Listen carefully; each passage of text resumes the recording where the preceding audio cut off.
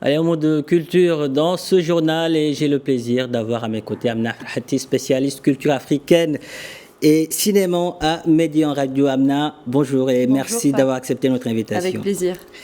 Alors Amna, après 2 ans d'arrêt en raison de la pandémie de Covid-19, le festival Timitar revient. Il se tiendra du 15 au 16 juillet à Agadir. Exactement. Qu'est-ce qui fait la particularité de cette édition? À quoi les festivaliers auront-ils droit?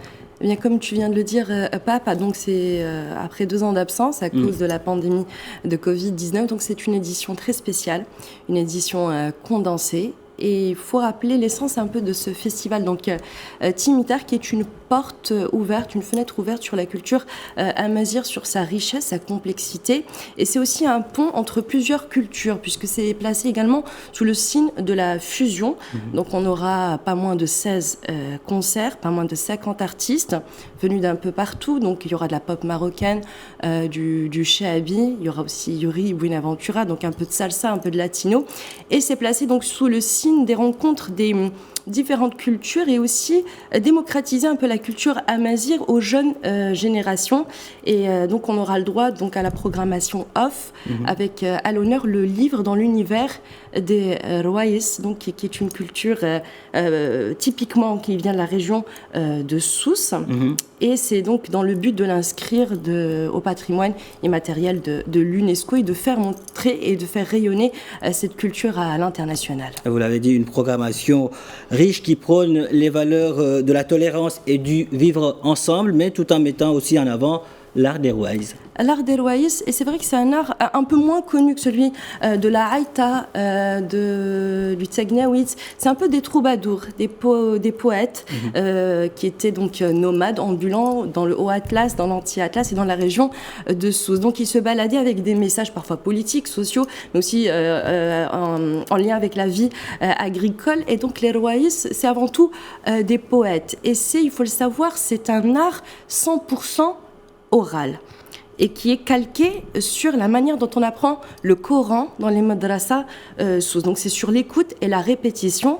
Et les premiers enregistrements datent du XXe siècle, donc sous le protectorat, et puis après l'indépendance du Maroc. Donc c'est tout un héritage qu'on essaye de valoriser, de mettre en avant, grâce justement à ce festival donc Timitar, qui met donc à l'honneur ces Rouaïs, ces poètes extraordinaires.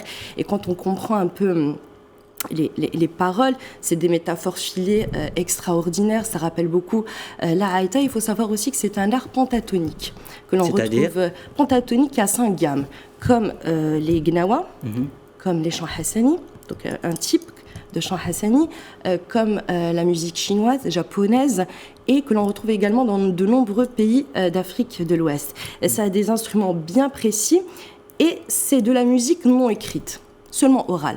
Donc c'est très compliqué. Donc on a de la musique, de la poésie, de la danse, et tout est basé sur la métaphore. La gestuelle a une signification.